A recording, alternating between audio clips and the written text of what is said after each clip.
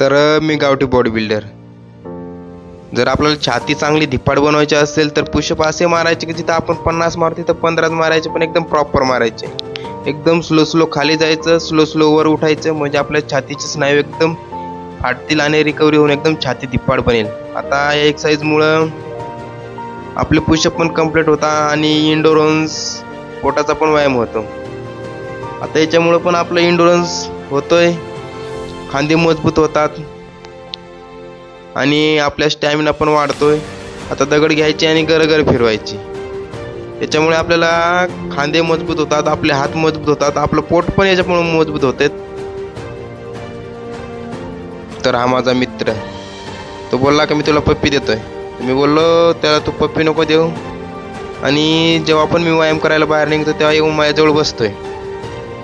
त्याला बोललो की तुला पण आज व्हिडिओमध्ये घेतोय. त्याला बोललो की तू पळ, मी व्हिडिओ काढतोय. त्याचा व्हिडिओ मस्तपैकी आला. आता ह्या असं उठायची येडचाळ चालू होते.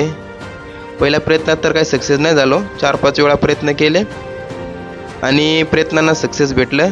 आता थोडं का नाही पण उठलो